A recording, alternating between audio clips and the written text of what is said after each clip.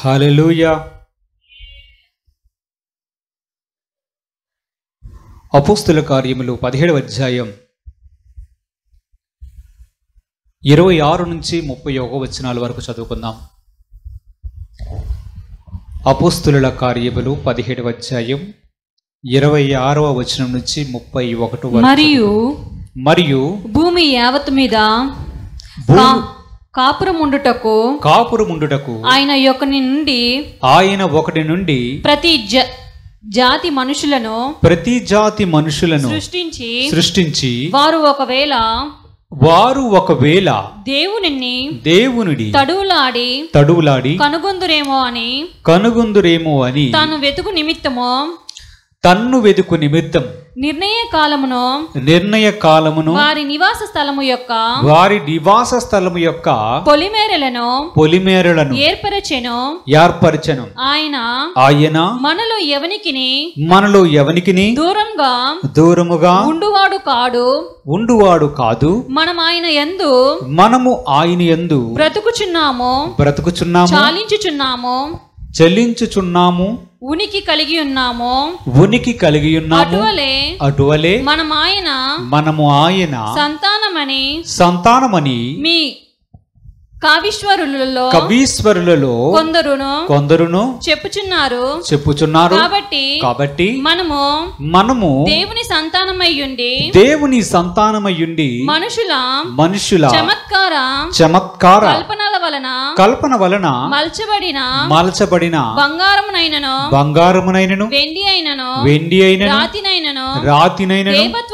దేవత్వమును పోలియున్నదని తలంపకూడదు. ఆ అజ్ఞాన కాలమునందు దేవుడు చూచి చూడనట్టుగా ఉండెను.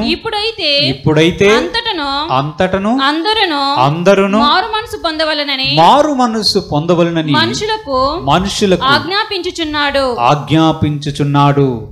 దేవుడు తన పరిశుద్ధ వాక్యాన్ని దీవించుగాక. ప్రార్థన చేద్దాం. హల్లెలూయా. యేసయ్యా, మీకు వందనాలు, స్తుతులు, స్తోత్రం చెల్లిస్తున్నాం తండ్రి. మహోన్నతుడా, సర్వోన్నతుడా, వాక్యమయ్యున్న దేవ, మీరు మాతో మాట్లాడమని వేడుకొంచున్నాను. ఆటంకపరచు దురాత్మశక్తులను నజరేయుడగు యేసుక్రీస్తు నామమున బంధించండి.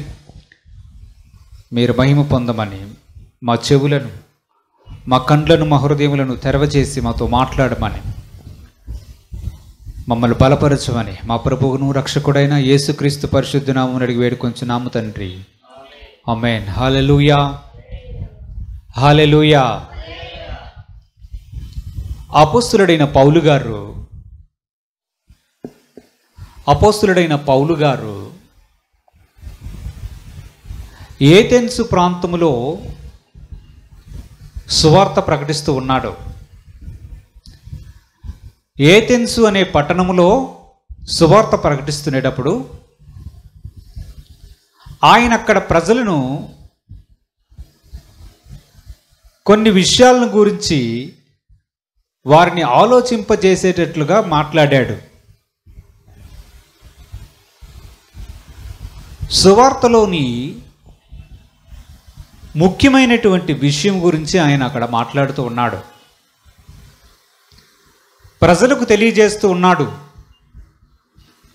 మనమందరము కూడా ఒక్క మనుష్య జాతి, ఒకే పితరుల నుంచి వచ్చాము అని చెప్పాడు. ఏథెన్సు ప్రజలు నిజానికి యూదులు కారు, ఇశ్రాయేలు ప్రజలు కారు. కానీ వారి దగ్గరికి వెళ్ళి అపోస్తలుడైన పౌలు గారు మాట్లాడుతున్నటువంటి మాటను చూస్తే ఆయన ఏం చెప్తున్నాడు? మనమందరం కూడా ఒకని యందు నుంచే పుట్టించబడ్డాము. మన తల్లిదండ్రులు ఒకరే. వారి పేరు ఆదాము, అవ్వ. వారి నుంచే మనమందరము పుట్టాము. వారి నుంచే మనమందరం కూడా ఈరోజు వేరువేరు దేశముల్లో నివసిస్తూ ఉన్నాము. మనందరి సృష్టికర్త ఒక్కడే, మనల్ని సృష్టించిన వాడు ఒక్కడే. దేవుడు మనుషులను ఒక్క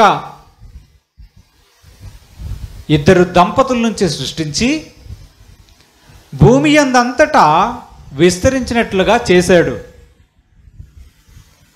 భారతదేశంలో ఉన్నటువంటి ప్రజలైనా, అమెరికాలో ఉన్న ప్రజలైనా, బంగ్లాదేశ్ అయినా, శ్రీలంక అయినా, రష్యా అయినా, జపాన్ అయినా, అందరూ కూడా దేవుని యొక్క వాక్యం సెలవిస్తుంది, ఒక ఫ్యామిలీ నుంచే వచ్చారు. ఈ మధ్యకాలంలో రీసెర్చ్ చేస్తూ ఉంటే వారికి అర్థమైందంట, మనమందరము కూడా ఒకటే సంతతి. కాలక్రమేణా ఏమైందంటే ప్రజలు విస్తరించి వేరువేరు ప్రదేశాల్లోనికి వెళ్ళి ఆ ప్రదేశాల్లో వారు సెటిల్ అయిపోయారు. వారి యొక్క వాతావరణ పరిస్థితులను బట్టి, భౌగోళిక పరిస్థితులను బట్టి వారి యొక్క రంగు, రూపం అనేది మారడం జరిగింది. మన రంగు చూసామనుకోండి, మన రంగు ఎలా ఉంటుంది? బ్రౌన్ కలర్లో ఉంటుంది. అదే బాగా వేడిగా ఉన్నటువంటి ప్రాంతంలో ఉన్నటువంటి ప్రజలను చూడండి, వారి చర్మం నల్లగా ఉంటుంది. శీతలముగా ఉన్న ప్రదేశాల్లో ఉన్న ప్రజలను చూస్తే వారు కొంచెం తెల్లగా ఉంటారు. వాతావరణ పరిస్థితులను బట్టి, అక్కడ ఉన్నటువంటి భౌగోళిక పరిస్థితులను బట్టి వారి యొక్క రూపములో తేడా కనిపిస్తుంది. అపోస్తలుడైన పౌలు గారు చెప్తున్నటువంటి బోధ చూస్తే ఆయన ఒక మాట చెప్తూ ఉన్నాడు, మనమందరము కూడా ఒకటే సంతానము. మనల్ని సృష్టించిన వాడు కూడా ఒక్కడే దేవుడు. ఆ వాక్య భాగం ఒకసారి చదువుదాం, చూడండి ఏమని చెప్పాడు. ఒక జాతి, ప్రతి జాతి మనుషులను, దానికి ముందు వచనం చదివితే, ఆయన అందరికిని జీవమును ఊపిరిని సమస్తమును దయచేయువాడు గనుక తనకు ఏదైనను కొదువయున్నట్టు మనుషుల చేతులతో సేవింపబడువాడు కాదు. మరియు యావత్ భూమి మీద కాపురముండుటకు ఆయన ఒకని నుండి ప్రతి జాతి మనుషులను, అది ఎవరి నుంచి? ఎవరితను? ఆదాము. ఈ ఒక్కడ నుండి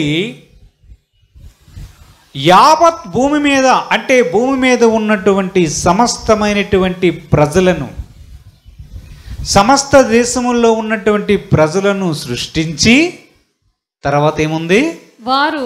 వారు ఒకవేళ దేవుని తడువులాడి కనుగొందురేమో అని తన్ను వెతుకు నిమిత్తము నిర్ణయ కాలమును వారి నివాస స్థలము యొక్క పొలిమేరలను ఏర్పరచెను.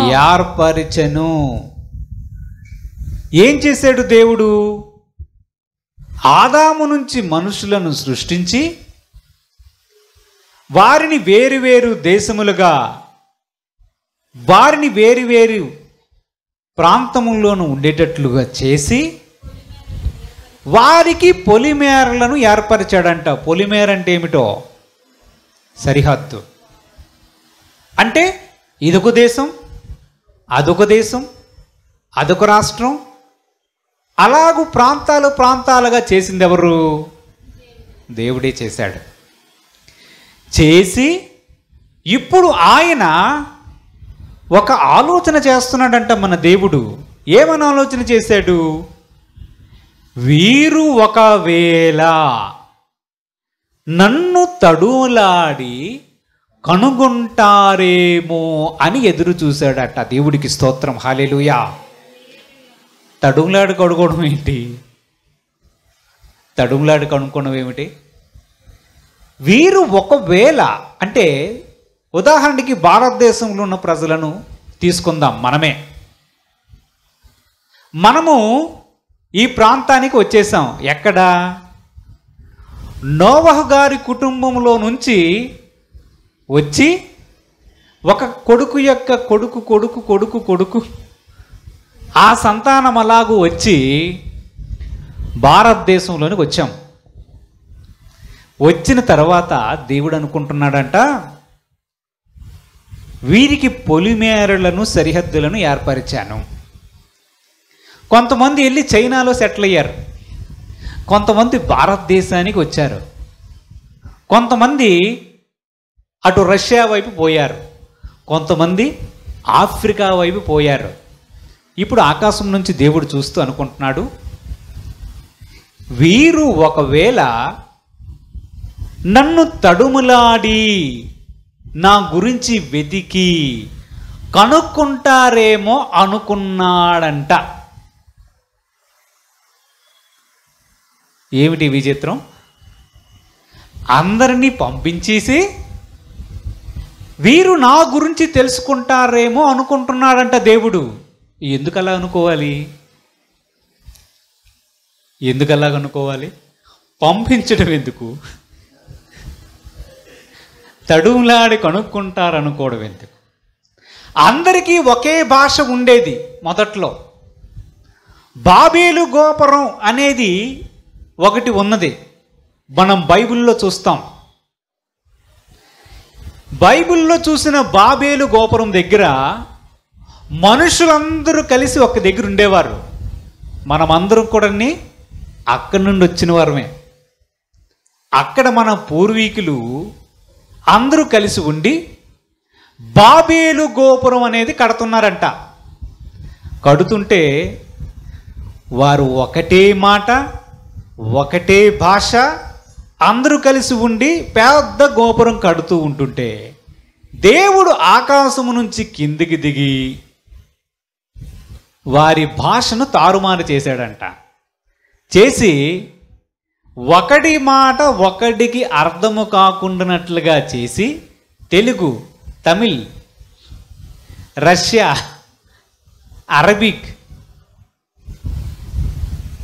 మలయాళం, రకరకాల భాషలన్నీ కూడా మన ఉదాహరణ కొన్ని తీసుకుంటున్నాం. వారికి వచ్చేటట్లుగా చూసి వారిని అందరి చల్లా చెదురు చేశాడంట దేవుడు. దేవుడు ఎంత గొప్పవాడు! దేవుడికి స్తోత్రం, హల్లెలూయా. ఇప్పుడు చూడండి, వారి భాషను ఏం చేశాడు? తారుమారు చేసేశాడు. ఒక దగ్గర ఉంచాడా? ఎలాంటిరా భూమి అంతా కూడా మీరు నింపబడండిరా అని చెప్పి, ఎంత భూమి ఉంటే ఒక్క దగ్గర ఉంటారా అని చెప్పి వారందరినీ కూడా వివిధ దేశాలకి చల్లా చెదురు కొట్టేశాడు. ఇంతకీ మన దేవుడు మంచి దేవుడా కాదా? మంచి దేవుడేనా? దేవుడికి స్తోత్రం చెల్లిద్దాం, హల్లెలూయా. చల్లా చెదురు చేసేశాడు. భాషలు అర్థం కానట్లుగా కూడా అదే దేవుడు చేశాడు. చేసి ఇప్పుడు ఆకాశమందు కూర్చొని టైం పెట్టుకున్నాడంట. పలానా టైం వరకు చూస్తాను, ఈ భారతదేశంలో ఉన్న ప్రజలు నన్ను కనుక్కుంటారా అని చూస్తున్నాడంట. ఈ ఆఫ్రికాలో ఉన్న దేశ ప్రజలు నన్ను కనుక్కుంటారా అని చూస్తున్నాడంట.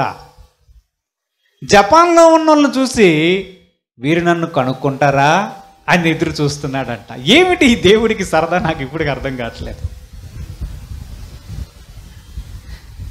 దేవుని యొక్క మనస్సును మనం అర్థం చేసుకోవాలి. నేనంటూ సృష్టికర్తను ఉన్నానని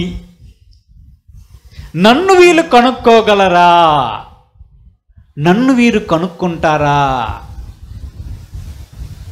దైవత్వం అంటే ఏమిటో వీరు తెలుసుకుంటారా అనేదే ఆయన మనస్సులో ఉన్నటువంటి ఆలోచన.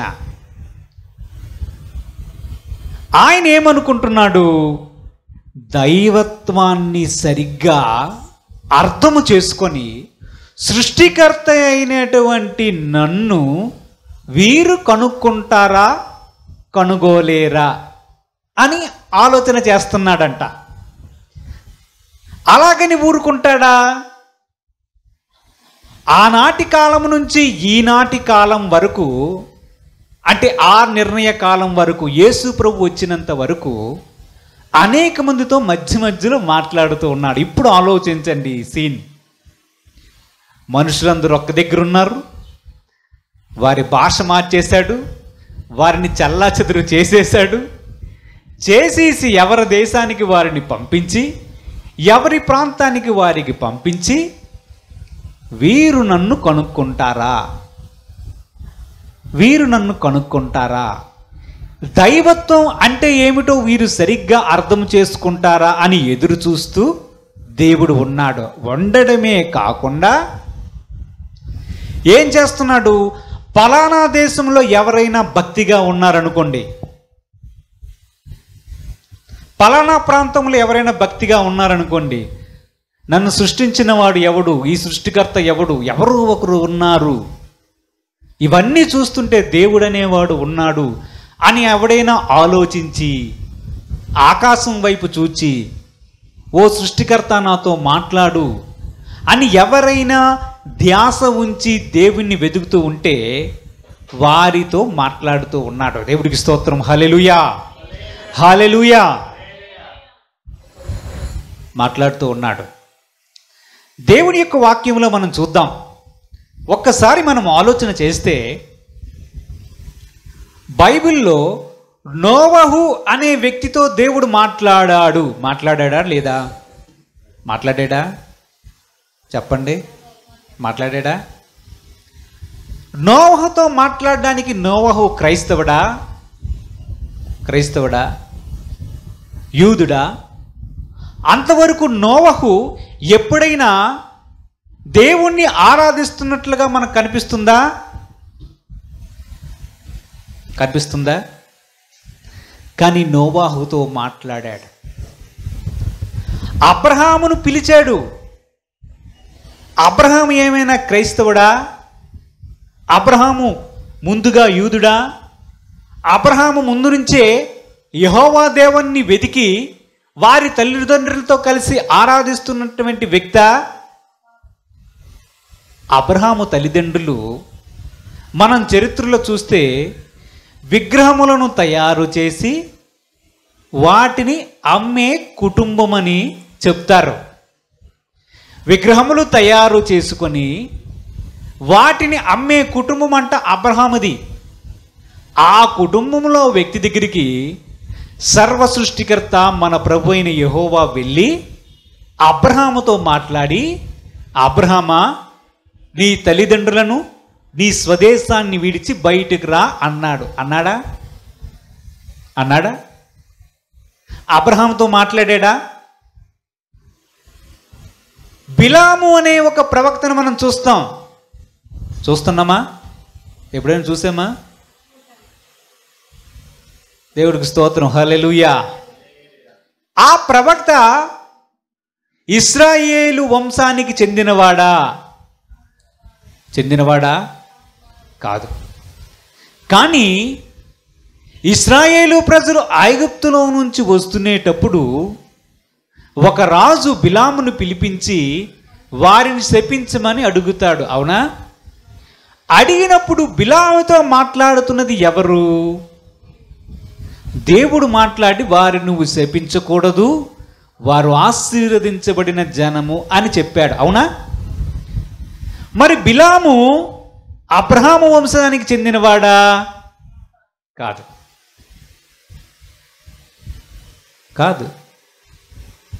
కానీ బిలాముతో మాట్లాడా లేదా?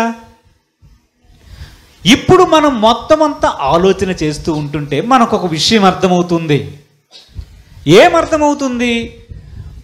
ఒక మనిషిలో నుంచి అనేకమైన జనాలను దేవుడు పుట్టించాడు. పుట్టించి అందరూ కలిసికట్టుగా ఒక ప్రాంతములో ఉంటే, ఒక్క భాష ఉంటే వారిని ఏం చేశాడు?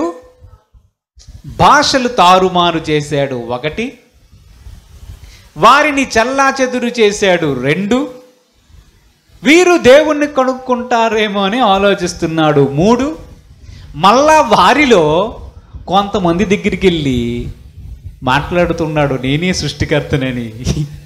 దేవుడికి స్తోత్రం, హల్లెలూయా. ఆలోచించండి, మన దేవుడు చేస్తున్నదే. బిలాము సృష్టికర్తను ఎలాగో కనుక్కోగలిగాడు? సృష్టికర్తను ఎలా కనుక్కున్నాడు? ఎక్కడికైనా వెళ్ళి తపస్సు చేశాడా? దేవుడు ప్రత్యక్షమయ్యాడా? దేవుడు తన్ను తాను బయలుపరుచుకున్నాడు. దేవుడికి స్తోత్రం, హల్లెలూయా, హల్లెలూయా. ఇక్కడ మనుషుల యొక్క ప్రయత్నము కనిపిస్తుంటుంది. అదే సమయంలో దేవుడు తానే, నేనేరా సృష్టికర్తని, నేనే నిన్ను సృష్టించిన దేవుడిని కూడా పరిచయం చేసుకుంటాడంట. ఏమిటి విచిత్రమైనటువంటి పరిస్థితి? ఆలోచన చేస్తుంటే దేవుడు ఏం కోరుకుంటున్నాడు, దేవుడు ఏం ఆలోచిస్తూ ఉన్నాడు, దేవుడు ఎందుకు ఎలాగో చేస్తున్నాడని మనం ఆలోచన చేస్తే దేవుని యొక్క ఆలోచన మనకు అస్సలు కూడా కొంచెం కూడా దొరకదు. కొన్నిసార్లు అనిపిస్తుంది, అందరూ కలిసి ఉంటే ఆయనకి ఏంటి సమస్య? ఏంటి సమస్య? ఒకే భాష ఉంటే ఇంకా సువార్త సులభంగా చెప్పొచ్చు కదా. ఇప్పుడు ఇంగ్లీష్లో సువార్త చెప్పాలనుకోండి, ఇంగ్లీష్ నేర్చుకోవాలి, past tense, present tense, future tense, గ్రామర్లు అన్నీ నేర్చుకోవాలి. అవునా? కష్టమా సులభమా? అదే మొత్తం ప్రపంచమంతా తెలుగు భాష ఉందనుకోండి, సులభంగా ఒక మైక్ పెట్టి హల్లెలూయా, దేవునికి స్తోత్రం, ప్రజలారా రక్షణ పొందండి అని చెప్తే ఒక్క మాటతో అయిపోతుందా? అయిపోతుంది కదా. మరి ఇంత సులభంగా సువార్త వెళ్ళే అవకాశాన్ని దేవుడే కావాలని ఆపాడా? ఆలోచించండి. దేవుని యొక్క బుద్ధి, జ్ఞాన, సర్వసంపదలు మనకు అస్సలు అర్థం కావు. ఆయన ఏమనుకుంటున్నాడు? నేనే సృష్టికర్తనని కొంతమందికి బయలుపరచుకుంటున్నాడు ఆ కాలంలో కూడా. ఇంకోవైపు ఏం చేస్తున్నాడు? మీరు ఒకవేళ సృష్టికర్తను తడుములాడి కనుక్కుంటారేమో అని కూడా ఎదురు చూస్తున్నాడంట. చూచి ఒక కాలాన్ని నిర్ణయించుకున్నాడు. నిర్ణయించుకొని, మీకు దేవుడంటే తెలుసా, సృష్టికర్త అంటే ఏమిటో తెలుసా, దైవత్వం అంటే ఏంటో తెలుసా, ఎలా నన్ను ఆరాధించాలో, ఎలా నా యొద్దకు చేరాలో మీకు తెలుసా అని దేవుడు మనుషులను పరిశీలన చేస్తూ ఆకాశంలో కూర్చుని అన్ని జాతి ప్రజలను చూస్తూ చూస్తూ చూస్తూ చూస్తూ ఏం చేస్తున్నారా అని ఎదుగుతూ ఉన్నాడంట. ఒక కాలం వరకు అలాగ వెతికాడు. ఇంతలో మనుషులు చేసినటువంటి కార్యక్రమం దేవుడు చూస్తూ ఉన్నాడు. ఏం చేస్తున్నారు? దేవుడంటే ఇలా ఉంటాడు అని కొంతమంది ప్రజలు అనుకుంటున్నారంట. ఇలాగూ ఉండడు, ఇలాగైతే దేవుడు అవుతాడని మరికొంతమంది అనుకుంటున్నారంట. కొంతమంది దేవుని యొక్క దైవత్వ లక్షణాలను చూసి ఈ లక్షణాల్లో కొన్ని లక్షణాలను వారు పసిగట్టి వారు దేవుణ్ణి సమీపించడానికి అతి దగ్గరగా వస్తున్నారు, కానీ పూర్తిగా కనుక్కోలేకపోతున్నారట. అర్థమైందా? దేవుడికి స్తోత్రం, హల్లెలూయా. అంటే ప్రశ్నకి జవాబు సుమారుగా చెప్పాలంటే ఇలా చెప్తే మనకు అర్థం. ప్రశ్నకి జవాబు దగ్గరికి వస్తున్నారు, కానీ పూర్తిగా ఆన్సర్ రావడం లేదు. చేసేస్తున్నారు 1+2 = 3/1 మొత్తం అంతా చేస్తున్నారు, కానీ ఆన్సర్ దగ్గరికి వచ్చినప్పటికల్లా తప్పు అయిపోతుంది. దైవత్వ లక్షణాల గురించి ప్రజలు సరిగ్గా అర్థము చేసుకోవాలని దేవుడు తలిచాడు. దేవుడికి స్తోత్రం, హల్లెలూయా. అందుకే అపొస్తలుడైన పౌలు గారు ఏథెన్సు ప్రాంతానికి వచ్చి సువార్త ప్రకటిస్తునేటప్పుడు ఆయన మాట్లాడిన మాటలు మనం చూస్తే ఆయన ఎక్కడ బోధించాడు, ఊరిలో వెళ్తూ ఉన్నాడంట. చూశాడు, అయ్యా మీ ఊరిలో నేనొక బలిపీఠాన్ని చూశాను. ఆ బలిపీఠం మీద మీరేం రాసుకున్నారంటే తెలియబడని దేవునికి అని రాసుకున్నారంట. ఏంటిది? తెలియబడని దేవునికి బలిపీఠం అంట. అలా రాసుకున్నారు.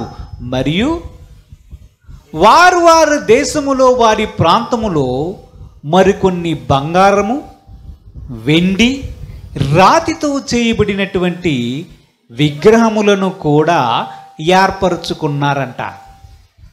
ఇప్పుడు అపొస్తలుడైన పౌలు గారు ఏథెన్స్ ప్రాంతానికి వచ్చి ఇవన్నీ చూచి ఇతనికి దేవుని యొక్క మర్మము, పరలోక సంబంధమైనటువంటి మర్మము బయలుపరచబడడంతో వీటిని చూచి తట్టుకోలేకపోయాడు. అరే, దేవుడు వీరికి ఇచ్చిన సమయంలో వీరు చేసినటువంటి ప్రయత్నములు దేవునికి కొంచెము దగ్గరగా వచ్చారు, కానీ పూర్తిగా వీరు తెలుసుకోలేకపోయారు అని చెప్పి వారికి అసలు మనుషులమందరము ఒకటే జాతి, ఒక మనిషి నుంచే పుట్టాము, మీ దేశం వేరే మా దేశం వేరే, కానీ మనందరకు తండ్రి తల్లి ఒక్కరే, మనల్ని సృష్టించిన వాడు సృష్టికర్త ఒక్కడే, ఆ ఒక్కడుని గురించి మీకు ప్రకటించడానికి వచ్చానని చెప్పి వారితో మాట్లాడాడు. మాట్లాడి తెలియబడిన దేవునికి అని బలిపీఠాన్ని చూసి వారితో ఏం చెప్తున్నాడంటే, తెలియబడని బలిపీఠం అని మీరు రాసుకున్నారు కదా, తెలియబడిన దేవునికి బలిపీఠం అని, ఆ దేవుడు నేను ప్రచారం చేస్తున్నాడు, ఇప్పుడు అర్థం చేసుకోండి అని చెప్పాడంట. దేవుడికి స్తోత్రం. హల్లెలూయా, హల్లెలూయా. ఇంతకీ ఏథెన్స్ ప్రజలు దేన్ని అర్థం చేసుకుంటున్నారు? దైవత్వమును గురించి అర్థం చేసుకుంటున్నారు. దేవుడు అంటే ఎవరు, దేవుని లక్షణాలు అంటే ఏమిటో వారు అర్థము చేసుకోవడానికి ప్రయత్నం చేశారని మనకు అర్థమవుతుంది. పౌలు గారు ఆ బలిపీఠాన్ని చూసినప్పుడు ఆయన ఏమనుకున్నారంటే, వీరు కూడా దేవునికి బలి అర్పించాలి అనే విషయం దగ్గరికి వచ్చారు. ఎక్కడికి వచ్చారు? దేవునికి బలి అర్పించాలనే విషయం దగ్గరికి వచ్చారు. కరెక్ట్గానే వచ్చారు. సుమారుగా దగ్గరికి వచ్చారు. కానీ ఏం రాసుకున్నారు హెడ్డింగు? తెలియబడని దేవునికి అన్నారు. దేవుడికి స్తోత్రం. హల్లెలూయా. దేవుడు ఎవరో తెలియదంట, కానీ వారికి ఆ దేవునికి వీరు బలి అర్పించాలనుకున్నారంట. ఆన్సర్కి దగ్గరగా వస్తున్నారు, కానీ వెనక్కి వెళ్ళిపోతున్నారు. కొన్ని దగ్గర వీరు ఏమనుకున్నారంటే, ఆ తెలియబడని దేవుడు ఈ రూపంలో ఉంటాడని చెప్పి కొన్ని ప్రతిమలను, కొన్ని విగ్రహములు కూడా తయారు చేసుకున్నారంట. ఇక్కడ ఒకటి ఛాలెంజ్ మనుషులకు ఇవ్వబడింది. అదేమిటంటే, తడుములాడి దేవుణ్ణి వెతికే సమయంలో వారి యొక్క ప్రయత్నం సుమారుగా దగ్గరగా వచ్చారు, కానీ సంపూర్ణముగా కనుక్కోలేకపోయారు. అందుకు అపోస్తలుడైన పౌలు గారు ఏం చెప్తున్నారంటే, క్రీస్తు లేదా దేవుని యొక్క దైవత్వము బంగారము గాని వెండి గాని రాతినైనను దేవత్వము పోలియున్నదని తలంపకూడదు. ఆ అజ్ఞాన కాలమందు దేవుడు చూచి చూడనట్టుగా ఉండెను. ఇప్పుడైతే అంతటను అందరను మారు మనస్సు పొందాలని మనుషులకు ఆజ్ఞాపించుచున్నాడు. దేవుడికి స్తోత్రం. హల్లెలూయా, హల్లెలూయా. ఏమంటున్నాడు? దేవుని యొక్క వాక్యం ఏమని సెలవిస్తుంది? అజ్ఞాన కాలం అనేది ఒకటి ఉన్నది. ఈ అజ్ఞాన కాలం అంటే ఏంటి? దేవుణ్ణి వెతకి తమ ప్రయత్నముల ద్వారా తెలుసుకోవడానికి వారు చేసిన ప్రయత్న కాలం. ఆ కాలంలో దేవుడు అందుకే చూచి చూడనట్టుగా ఊరుకున్నాడు. ఎందుకు? వీరు ఎంతవరకు ప్రయత్నం చేస్తారు, ఎంతవరకు సమీపంగా వస్తారు, ఎంతవరకు నన్ను గురించి స్పష్టంగా అవగాహన చేసుకుంటారని దేవుడు ఒక అవకాశాన్ని ప్రజలకు ఇచ్చినట్లుగా మనకు కనిపిస్తుంది. వారి ప్రయత్నాలు చేసి దేవుడంటే ఇలా ఉంటాడు అని ఊహించుకున్నారు కొందరు. దేవుడంటే ఇలా ఉంటారు కనుక మనము బంగారముతో ఆ దేవుడికి ఒక విగ్రహమును తయారు చేయాలని అనుకున్న ఏథెన్స్ ప్రజలు ఉన్నారు.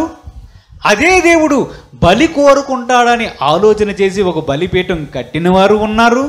బలి అయితే ఉంది కానీ ఆ దేవుడికి పేరేమిటో, దాని యొక్క అడ్రస్ ఏమిటో మనకు తెలియదు కనుక మనము తెలియబడిన దేవునికని టైటిల్ పెట్టి ఆ బలిపీఠాన్ని కట్టి దాని మీద బలి అర్పిద్దామని అనుకున్న వారు కూడా ఉన్నారు. ఏథెన్స్ ప్రజలు తెలివైన వారే, జ్ఞానవంతులే, కానీ వారు కనుక్కోగలిగారా? దేవుణ్ణి కనుక్కోగలిగారా? యేసుక్రీస్తు భూమి మీదకు వచ్చిన కాలము వరకు చూచి చూడనట్లుగా దేవుడు ఊరుకున్నాడు. యేసు ప్రభు భూమి మీదకు రాక ముందు వరకు బహుశా దేవుడు ఇది అజ్ఞాన కాలం అని ఊరుకున్నాడు. ఎప్పుడైతే యేసుక్రీస్తు భూమి మీదకు వచ్చాడో ఇంకా అజ్ఞాన కాలం కాదురా, మీరందరూ యేసుక్రీస్తును తెలుసుకోవాలి. మీరు దేవుని యొక్క దైవత్వ లక్షణాలను మీ సొంత జ్ఞానముతో వెతికి బలిపీఠాలు కట్టుకున్నారు. తెలియబడిన దేవునికి బలి అర్పణ అని అనుకున్నారు. మీకు తెలియని దేవుని గురించి ఊహించుకొని దేవుడంటే ఇలాగ ఉంటాడని చెప్పి మీకు నచ్చిన విధముగా మీరు ప్రతిమలను, విగ్రహములను బంగారముతోనూ, వెండితోనూ, కర్రతోనూ, రాతితోనూ ఏర్పరుచుకున్నారు. కానీ ఇప్పుడు నేను చెప్తున్నాను, ఈ సువార్తను వినండి అని పౌలు గారు ఏథెన్స్ ప్రజలతో చెప్పి, అయ్యలారా ఇప్పుడు సంక్షిప్తంగా చెప్తాను వినండి, మనమందరం ఒకే తండ్రి బిడ్డలము, మనకందరికీ సృష్టికర్త ఒక్కడే, మనమందరము వేరు వేరు దేశాలకి చెదిరిపోయాము. మీరు ఈ దేశానికి వచ్చారు, మేము ఆ దేశంలో ఉన్నాము. దేవుడు ఒక నిర్ణయ కాలాన్ని విధించి అంతవరకు ఒకవేళ ఎవరు మట్టుకు వారు ప్రయత్నము చేసి సృష్టికర్తను కనుక్కుంటారేమో అని ఎదురు చూచాడు. దాన్ని దేవుడు అజ్ఞాన కాలముగా భావించాడు. మీ ప్రయత్నాలు విఫలమైపోయాయి, మీరు దేవుణ్ణి కనుక్కోలేకపోయారు. దేవుడంటే ఏమిటో ఇప్పుడు మీకు చెప్తున్నాను వినండి. దేవుడు ఏదో లేనట్లుగా మన చేతులతో ఆరాధించబడే వ్యక్తి కాదు. దేవుడు సృష్టికర్త. ఆ సృష్టికర్తను తెలుసుకోవడానికి మీరు చేసిన ప్రయత్నాలు విఫలమైపోయాయి. ఇప్పుడు అందరూ మారు మనసు పొందాలి. ఇంకా వీరి జ్ఞానాన్ని ఉపయోగించి వారు దేవుణ్ణి కనుక్కోలేరని దేవుడు నిర్ణయించుకొని యేసుక్రీస్తు యొక్క సువార్తను ప్రజల యొద్దకు పంపించడం ప్రారంభించాడు. ఆ పనిలో నన్ను కూడా నియమించాడు. మీరు ఏదైతే బంగారు, వెండి, రాతితో చేయబడినటువంటి ప్రతిమలను మీరు ఆరాధిస్తున్నారో దీని ద్వారా మీరు దైవత్వాన్ని పోలి ఉన్నదని, దేవుడు ఇలాగూ ఉంటాడని మీరు తలంచకూడదు. మీరు బలి అర్పించాలని నిర్ణయించుకున్నారు కదా, ఆ బలి అర్పించడం సరైనదే. తెలియబడిన దేవుడని మీరు ఎవరి గురించి అనుకుంటున్నారో ఆ దేవుడే నజరేయుడు యేసుక్రీస్తు అని వారికి చెప్పాడు. దేవుడికి స్తోత్రం. హల్లెలూయా, హల్లెలూయా. మనుషులకి ఇచ్చినటువంటి ఛాలెంజ్లో ఆ అజ్ఞాన కాలంలో మనుషులు చాలా వరకు దగ్గరగా వచ్చారు, కానీ ఎవ్వరూ కూడా కనుక్కోలేకపోయారు. కానీ దేవుడు మౌనముగా ఉన్నాడా? దేవుడు మౌనంగా ఉన్నాడు. అరే మీరే కనుక్కుంటారు అని చెప్పి మౌనంగా అలాగ ఊరుకోలేదు దేవుడు. ఆయన ఒకవైపు కొంతమంది ప్రజలతో మాట్లాడుతూ ఉన్నాడు, ఇంకొక వైపు తన ప్రవక్తల ద్వారా మాట్లాడుతూ ఉన్నాడు. అందరితో మాట్లాడుతూ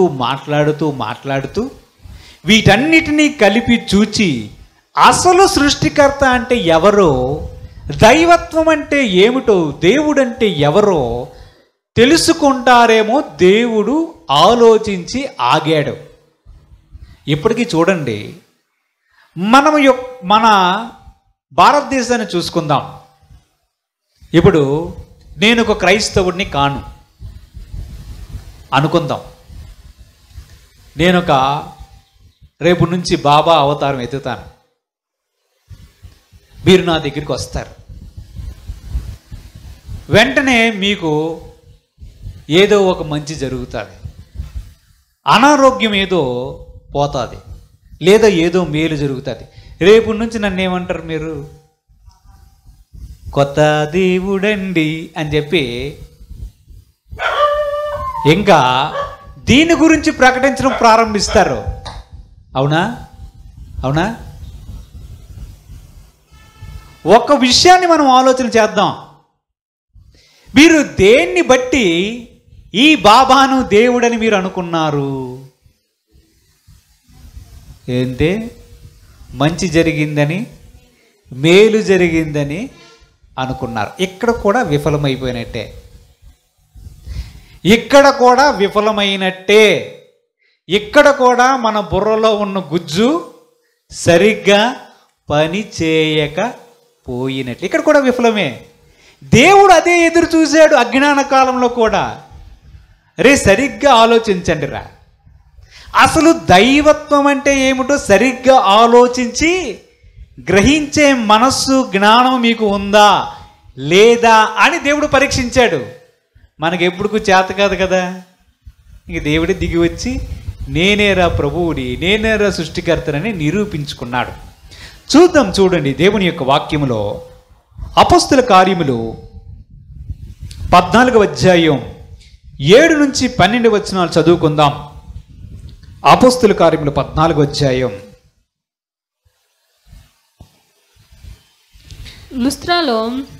లుస్త్రాలో బలహీన పాదములు గల ఒకడు ఉండెను.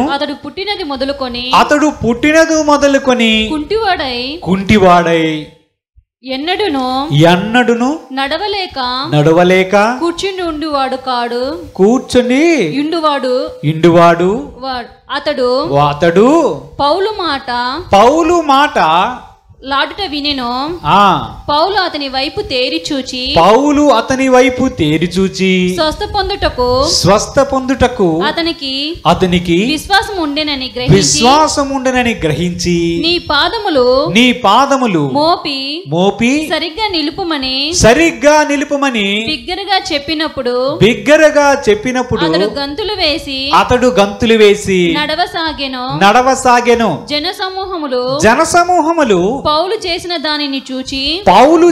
దానిని చూచి లుకానియా భాషలో దేవతలు మనుష్య రూపము దాల్చి మన యొద్దకు దిగి వచ్చి ఉన్నారని కేకలు వేసి బర్నబాకు ద్యుపతి అనియు పౌలు ముఖ్య ప్రసంగి అయినందున అతనికి హెర్మే అనియు పేరు పెట్టిరి. దేవుడికి స్తోత్రం. హల్లెలూయా, హల్లెలూయా. ఒక ప్రాంతానికి వచ్చారంట. ఎవరు? పౌలు మరియు బర్నబా. ఎవరిద్దరు? ఎవరు వీరిద్దరంటే దేవుని యొక్క సేవకులు. సువార్త చెప్తూ వస్తున్నారు. వస్తూ ఒక ప్రాంతానికి వచ్చారు. ఆ ప్రాంతం పేరేంటి? లుస్త్రా అనే ఊరికి వచ్చారు. వస్తే అక్కడ ఒకడు ఉన్నాడంట. అతడు పుట్టినది మొదలుకొని ఎప్పుడు కూడా నడవలేదు. అంటే అతని 2 కాళ్ళు సరిగ్గా పని చేయలేని పరిస్థితిలో ఉన్నాడు. పౌలు గారు సువార్త ప్రకటించి చూచినప్పుడు, ఈ కుంటివాణిని చూచినప్పుడు అతడు స్వస్థత పొందడానికి తగినంత విశ్వాసం ఉందని చెప్పి అతన్ని యేసుక్రీస్తు నామములో స్వస్థత పరిచాడు. పరవగానే ఆ కుంటి పాదములు గలవాడు లేచి సరిగ్గా నిలచి గంతులు వేయడం ప్రారంభించాడంట. గంతులు వేసి నడవడం ఎప్పుడైతే ప్రారంభించారో ఆ ఊరు ప్రజలు చూస్తున్నారంట.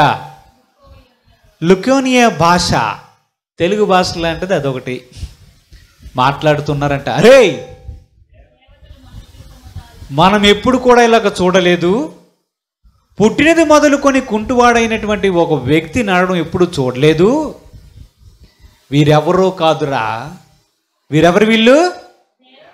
దేవతలే మనుష్యుల రూపంలో దిగి వచ్చారు అనుకున్నారంట. దేవుడికి స్తోత్రం. హల్లెలూయా, హల్లెలూయా. వారు అనుకున్నది నిజమా అబద్ధమా? అబద్ధమా నిజమా? ఇప్పుడు స్వస్థత వచ్చింది ఒక వ్యక్తికి. ఒక వ్యక్తికి స్వస్థత వచ్చినప్పుడు అది ఎందుకు బాగుపడ్డాడు, ఎందువలన ఈ వ్యక్తి స్వస్థత పొందాడని ఆలోచించారా లుస్త్ర ప్రాంతములో ఉన్న ప్రజలు? ఆలోచించారా?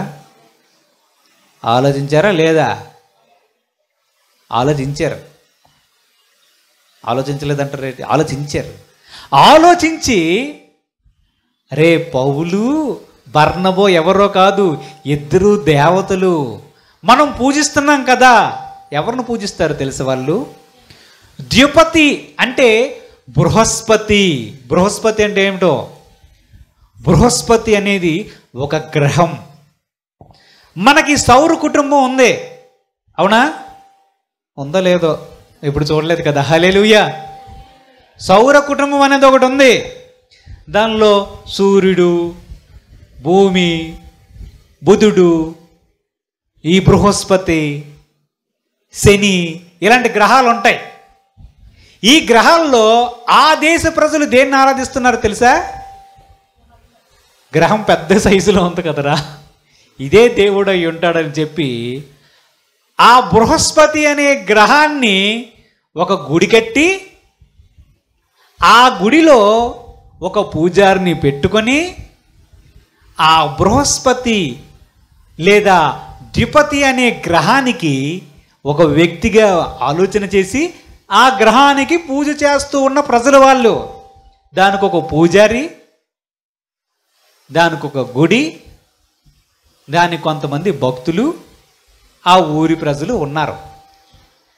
పౌలు బర్నబా అనే ఈ ఇద్దరు వ్యక్తులు సువార్త చెప్పడానికి వెళ్ళి ఎప్పటి నుంచో కాళ్ళు బాగోలేక పుట్టినప్పటి నుంచి అవిటితనముతో ఉన్నటువంటి వాడిని ఎప్పుడైతే బాగు చేశారో, ఆ కుంటివాడు ఎప్పుడైతే లేచి గంతులు వేచి నడవడం ప్రారంభించారో, వెంటనే ఆ ప్రజలు ఏమనుకున్నారు తెలుసా? రే, బృహస్పతి దిగి వచ్చాడురా. ఎవరు? ద్విపతి. ఆ గ్రహమే దిగి వచ్చి ఆ వ్యక్తి ఇదిగో మన ముందు కనిపిస్తున్నారే ఈ పౌలు బర్నబాలు, వీరేరా దేవుళ్ళు అని చెప్పి వారిని చుట్టూ ముట్టారట. ఎంత గొప్ప విషయం! దేవుడికి స్తోత్రం. హల్లెలూయా, హల్లెలూయా. ఇప్పుడు మనుషులు ఆలోచించినది, లుస్త్ర ప్రాంతంలో ఆలోచించింది సరైన విధానమేనా? సరైన విధానమేనా? చెప్పండి, అది సరైన విధానమేనా? దైవత్వము గురించి మనుషులు ఆలోచించవలసినటువంటి విధానం అదేనా? అదేనా? పౌలు బర్నబాలు తర్వాత వచనంలో మనం చూసినట్లయితే 13 వచనం నుంచి మనం చదువుదాం. చూడండి. పట్టణమునకు ఎదురుగా ఉన్న ద్విపతి యొక్క పూజారి ఎడ్లను పూదండలను ద్వారముల యొద్దకు తీసుకొని వచ్చి సమూహముతో కలిసి బలి అర్పింపవలనని ఉండెను. అపోస్తలులైన బర్నబాయు పౌలును ఈ సంగతి విని తమ వస్త్రములను చించుకొని సమూహములోనికి జొరపడి అయ్యలారా మీరెందుకు ఇలాగు చేయుచున్నారు? మీరెందుకు ఇలాగూ చేయుచున్నారు?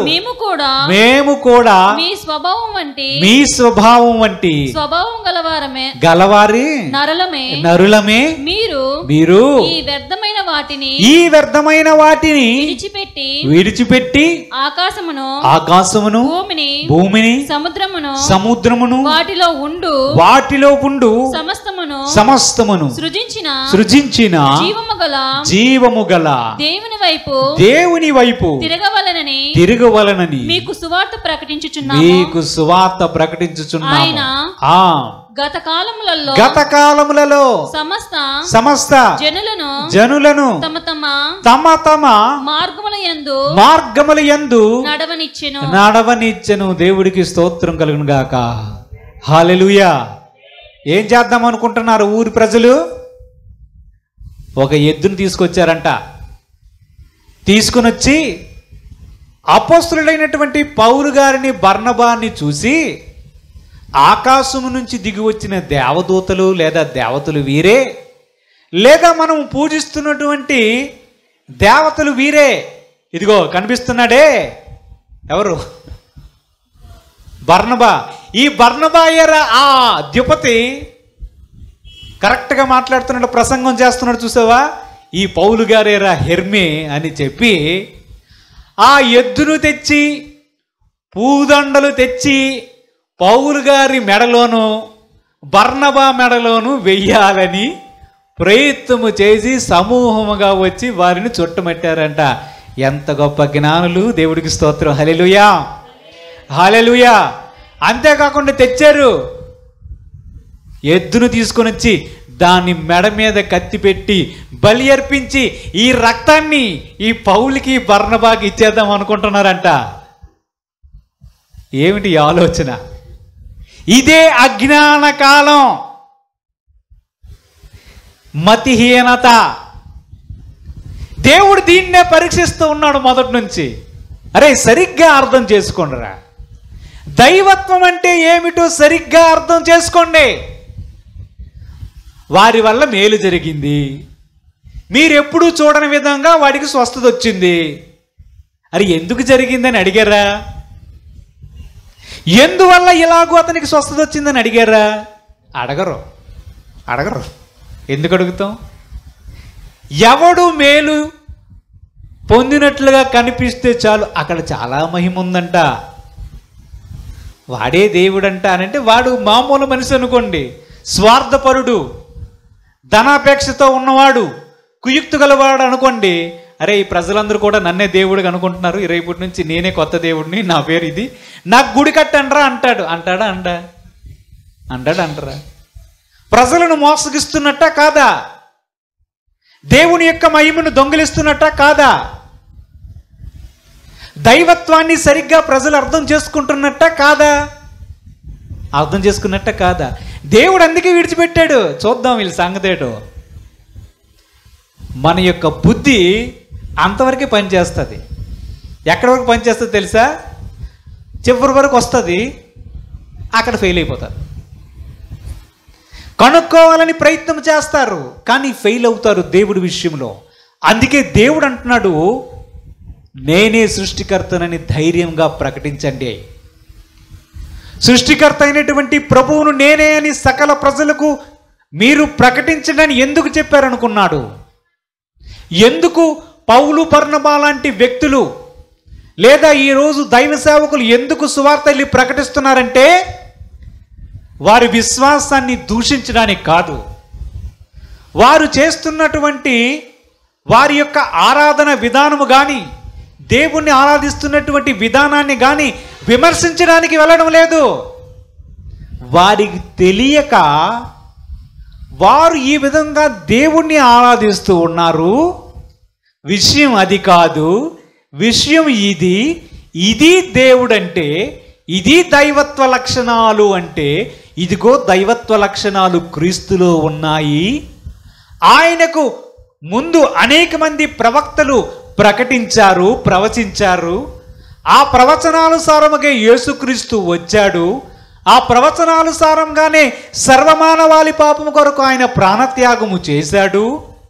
అందరికీ పాప విమోచన కావాలంటే యేసుక్రీస్తే మార్గము అని ప్రకటిస్తున్నారు. కానీ పరమత దూషణం పలకడానికి కానీ, వారి లోపాలు ఎత్తి చూపడానికి కానీ యేసుక్రీస్తు యొక్క సువార్త ప్రకటించడం లేదు. దేవుని యొక్క వాక్యం సెలవిస్తుంది, ఒకే మనుష్యుని ద్వారా భూమి మీద ఉన్నటువంటి సమస్త జనులను దేవుడు ఏర్పరిచాడు. అనేక జాతుల ప్రజలు వచ్చేటట్లు దేవుడే చేశాడు. అనేక దేశ ప్రజలుగా నివసించినట్లుగా దేవుడే చేశాడు. వారి భాషలు తారుమారు అగునట్లుగా దేవుడే చేశాడు. వారికి కొంత సమయాన్ని కూడా వారికి ఇచ్చాడు. ఆ సమయంలో మీరు దేవుణ్ణి తడువులాడి కనుక్కోండి అని ఒక ఛాలెంజ్ను వారికి ఇసిరాడు. దైవత్వ లక్షణం అంటే ఏమిటో మీ జ్ఞానం ఉపయోగించి సృష్టిని చూసి ఏది దేవుడు అనబడుతుందో సరిగ్గా ఆలోచించండి రా అని చెప్పి వారికి ఒక అవకాశాన్ని విడిచిపెడితే, ప్రజలు ఆలోచించే విధానాన్ని మనం చూస్తే ఏథెన్స్ ప్రజలు ఏం చేస్తున్నారు? తెలియబడిన దేవుడు అని పేరు పెట్టుకున్నారు. ఆ దేవుడి పేరంట తెలియబడిన దేవుడు అంట.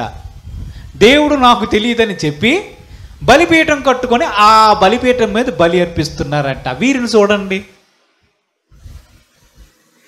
ఇంకొక జనం చూస్తున్నాము, లుస్త్ర పట్టణంలో ప్రజలు. వాళ్ళు ఏం చేస్తున్నారు? ఒక గ్రహానికి గుడి కట్టి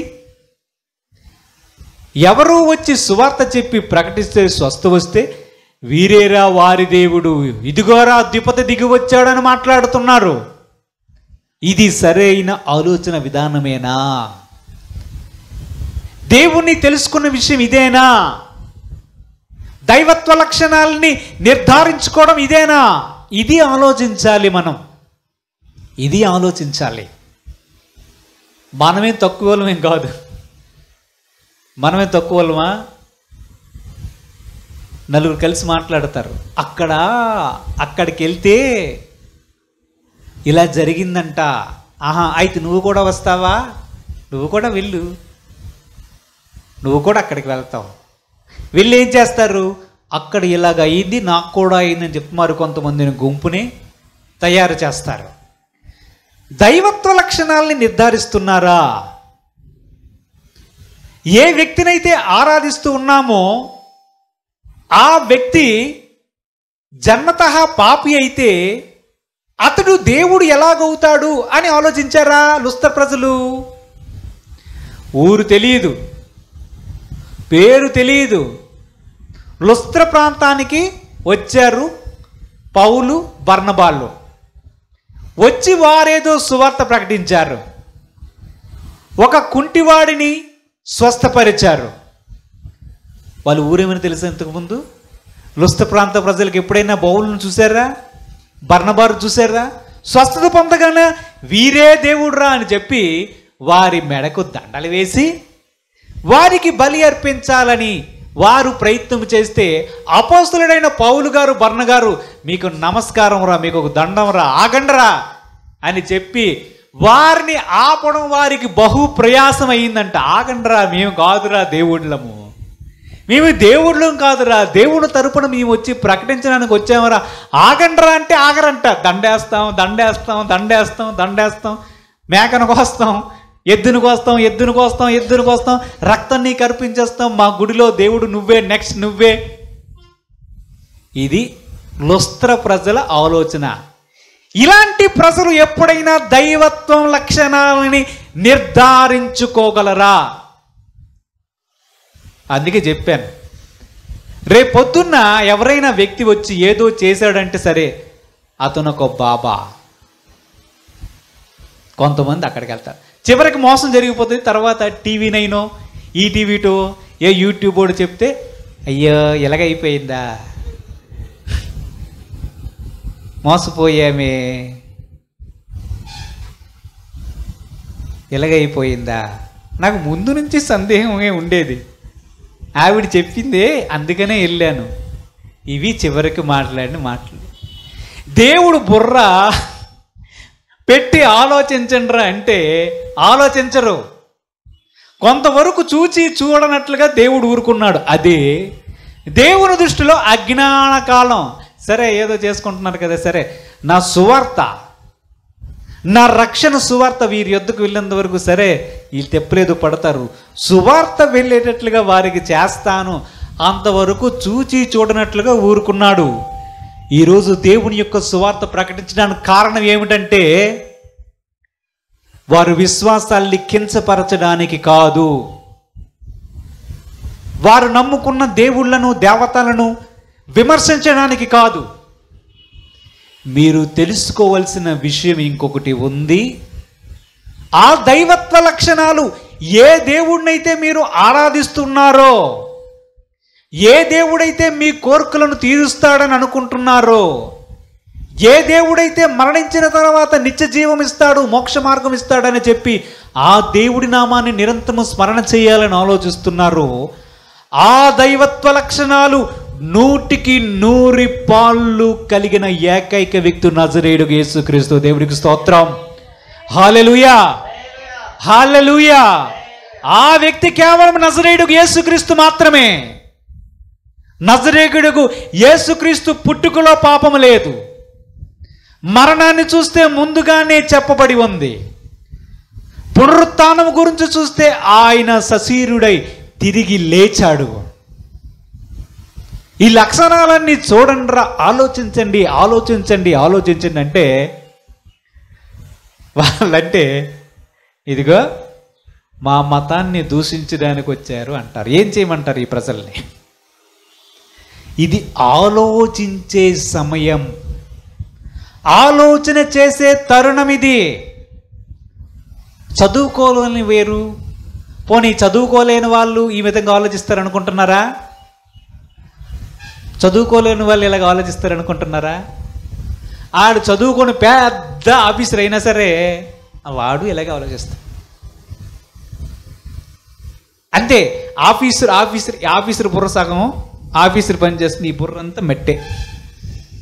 ఇటువైపు అంతా మెట్టే, ఇటువైపు మాత్రమే ఆఫీసులో పనిచేస్తున్నప్పుడు అంత లాజిక్కే, దేవుడి దగ్గరికి వచ్చినప్పుడు అంతా మెట్టే. బైబిల్లోనే ఉంది, చూడండి. అపోస్తుల కార్యములు 10వ అధ్యాయం 23 నుంచి 27 వచనాలు చదువుకుందాం. అపోస్తుల కార్యములు 10వ అధ్యాయం 23 నుంచి 27 వచనాలు. మరునాడు అతడు లేచి వారితో కూడా బయలుదేరెను. యొప్పేవారైన కొందరు సహోదరులు వారితో కూడా వెళ్ళిరి. మరునాడు వారు కైసరియలో ప్రవేశించిరి. అప్పుడు కొర్నేలి తన బంధువులను ముఖ్య స్నేహితులను పిలిపించి వారి కొరకు కనిపెట్టుకొని ఉండెను. పేతురు లోపలికి రాగా కొర్నేలి అతన్ని ఎదుర్కొని అతని పాదముల మీద పడి నమస్కారము చేసెను. అందుకు పేతురు నీవు లేచి నిలువుము, నేను కూడా నరుడనే అని చెప్పి అతన్ని లేవనెత్తి అతనితో మాటలాడుచు లోపలికి వచ్చి అనేకులు కూడియుండుట చూచెను. దేవునికి స్తోత్రం. హల్లెలూయా, హల్లెలూయా. కొర్నేలి అనే ఒక వ్యక్తి ఉన్నాడు. అతడు శతాధిపతి, మిలిటరీ ఆఫీసర్. సరిగ్గా అర్థం చెప్పాలంటే ఎవరు? Military officer. శతాధిపతి అంటే శతం అంటే ఏమిటో 100 మంది పైన ఆఫీసర్. ఈ ఆఫీసర్ క్రైస్తవుడు కాదు, ఈ ఆఫీసర్ యూదుడు కూడా కాదు. కానీ దేవుడంటే ఒక భయము, ఒక భక్తి ఉన్న వ్యక్తి. ఎవరో ఒకరు ఉన్నారు, ఆ దేవుడు అనేవాడు ఉన్నాడు, ఆ దేవుడిని నేను వెతుకుతాను అని మనస్సు నిలిపినటువంటి వ్యక్తి. చూసారా? ఈ వ్యక్తి ఎల్లప్పుడూ ప్రార్థన చేస్తున్నాడంట. దేవుడా నీ ఉన్నావు, నీవెవరవో ఉన్నావు, ఎవరో నాకు తెలియదు కానీ ఎవరవో ఒకడు ఉన్నావు, నీవెవరవో నాకు తెలియదు. ఆ ఏథెన్స్ ప్రజలు అనుకున్నారు చూసారా, తెలియబడని దేవునికి. ఈయన కూడా అదే ప్రార్థన, ఎవరో ఉన్నారు, ఎక్కడో ఉన్నాడు, ఆకాశంలో ఉన్నాడు. దేవుడా నీ ఉన్నావు, నీ ఉన్నావు, ఇదిగో ధర్మకార్యాలు చేస్తున్నాను, నీవు చూడు, ఇదిగో నేను యథార్థంగా ప్రవర్తిస్తున్నాను చూడు, ఇదిగో నీ ఉన్నావు, నువ్వు ఉన్నావు, నీ ఉన్నావు అని ప్రార్థన చేస్తూ ఉన్నాడంట. ప్రార్థన చేస్తే ఒకరోజు సడన్గా దేవుని దూత దర్శనంలో కనిపించి కొర్నేలి అని పిలవగానే ఉలిక్కిపడ్డాడు. ఈయనే కాదు దేవదూత. దేవదూత చెప్తున్నాడు, కొర్నేలి నీ ప్రార్థనలు వినబడ్డాయి. ఇంతకీ ఈయన ఏ పేరుతో చేశాడు ప్రార్థన? తెలియబడని దేవుడికి చేశాడు. ఆహా, నీ ప్రార్థన వినబడ్డాది, నువ్వు చేసిన చారిటీ కార్యక్రమాలు, అన్నదానాలు, వస్త్రాలు పంచవే, చదువు లేనోళ్ళకి చదువు చెప్పేవే, అన్నీ కూడా నీ అకౌంట్ రాసుకున్నాడు దేవుడు. నన్ను పంపించేది ఇప్పుడు దేవునికి. ఆహా అలాగా చెప్పండి. యొప్పే అనే ఊరు ఉంది కదా, ఆ ఊరిలో పేతురు అనే ఒక వ్యక్తి ఉంటాడు, అతన్ని పిలిపించు, మిగతా స్టోరీ అతను చెప్తారని చెప్పి మాయమైపోయాడంట. సరిపోయింది. యొప్పే ఎక్కడుంది, పేతురు అనే వ్యక్తి ఎక్కడున్నాడు. ఇప్పుడు ఈయన ప్రశ్న, పిలిచాడు, సైనికులారా రండిరా, యొప్పే అని ఊరికి వెళ్ళండి. చర్మకారుడు ఎవడో సీమోన్ అనే ఉన్నాడంట, ఆడిల్లు ఎతకండి. అక్కడ పేతురు అనే వ్యక్తి ఉన్నాడంట, ఆ పేతురుని అడగండి అని పట్టుకుని రండిరా అన్నాడంట. ప్రజలు ఎస్ సార్ అని చెప్పి అక్కడికి వెళ్ళారు. వెళ్తే పేతురు గారికి కూడా దేవుడు దర్శనం ఇస్తే, పేతురు గారు, ఈ వెళ్ళిన వ్యక్తులు, పేతురు గారితో మరికొంతమంది వ్యక్తులు కూడా వచ్చారు. వచ్చి పేతురు గారు ఎప్పుడైతే ఈ కొర్నేలి ఆఫీసరు గారు ఇంటి దగ్గరికి వచ్చాడో చూసాడట. ఏందిరా ఎంతమంది జనాభా కూడున్నారు, రండి సార్ మీకోసమే దేవుని దూత చెప్పారని చెప్పి పేతురు గారు ఎప్పుడైతే వచ్చాడో ఈ కొర్నేలి ఆఫీసర్ ఏం చేశాడంటే సాష్టాంగ నమస్కారం చేసేటంటే కాలు మీదకి వెళ్ళి, మహాప్రభు దేవుని దూతే నీ గురించి చెప్పాడంటే నువ్వు సామాన్యమోనుడు కాదు, నువ్వు కూడా దేవుని వంటి వాడవేమో, ఇన్నాళ్ళు నేను ఎదురు చూసిన తెలియబడిన దేవుడు నువ్వేనేమో రా అని చెప్పి, జరగంటారా కొంచెం అని చెప్పి సాష్టాంగ నమస్కారం చేశారంట. ఎవరికి? పేతురు గారికి. ఎవరు చేశారు? కొర్నేలి. కొర్నేలి ఎవరు? చేపల వ్యాపారా? చేపలు పట్టుకుంటున్నాడా? చేపలు పట్టుకుంటున్నాడా? బట్టలు అమ్ముకుంటున్నాడా? కాయగూరలు అమ్ముకుంటున్నాడా? ఆఫీసరు. మరి ఆఫీసర్ బుర్ర ఇటువైపు పనిచేస్తుంది, ఇటువైపు పనిచేస్తుందా లేదా? పనిచేస్తుందా? అరే దేవుని దూత చెప్పాడు, ఓకే. పేతురు అనే వ్యక్తిని పిలవమన్నాడు, ఓకే. పిలిచాడు. పిలిచినప్పుడు పేతురు ఏం చెప్తాడో అని ఆలోచించాలా, పేతురు పాదాల మీద పడాలా? దేవుని దూత ఏం చెప్పాడు? పేతురుని పిలిపించి పేతురు మిగతా స్టోరీ చెప్తారంటే, పేతురు కాళ్ళ మీద పడిన వ్యక్తి Cornelius officer, the great magnificent officer. ఇప్పుడు చెప్పండి, అసలు పని చేస్తుందా మనుషులకి? పని చేస్తుందా బుర్ర? బుర్ర పని చేస్తుందా? మళ్ళా మనం యేసు గురించి చెప్పామనుకో, అదిగో నీకెందుకురా, నీ విశ్వాసం నీది, నా విశ్వాసం నాది, నీ దేవుడు నువ్వు మొక్కుకో, నా దేవుడు నేను మొక్కుకుంటా, పరమత సహనం కలిగి ఉండు. అరే మేము పరమత సహనం గురించి మాట్లాడటం లేదు, యేసు యొక్క దైవత్వ లక్షణాలని చెప్పడానికి వచ్చామంటే అంగీకరించరు. అది సమస్య. దేవుడు అవకాశం ఇచ్చాడు, సమయం ఇచ్చేశాడు. అజ్ఞాన కాలం ఒకటి ముగిసిపోయింది, ఎప్పుడో ముగిసిపోయింది. ఇంకా అజ్ఞానంలోనే ఉంటానంటే ఆల్రెడీ కడబోర మోగే సమయం దగ్గరకు వచ్చేస్తుంది. అక్కడ మోగిందా బోర, అంతే సంగతులు. ఆ సమయానికి ముందుగా చెప్పాలని దేవుడు వారిని పంపిస్తే వారితో వాదోపవాదాలు, వితండవాదాలు చేస్తున్నారు. దైవత్వ లక్షణాలని అర్థము చేసుకోవడంలో ఎక్కువ శాతం ప్రజలు విఫలమైపోయారు. చదువుకున్న కొర్నేలి విఫలమైపోయాడు. లుస్త్ర ప్రజలు విఫలమైపోయారు. ఏథెన్స్ ప్రజలు ఆన్సర్కి దగ్గరగా వచ్చారు కానీ వాళ్ళు ఫెయిల్ అయిపోయారు. 34 మార్కులు వచ్చాయి, 35 రావాలంటే. దేవుడికి స్తోత్రం.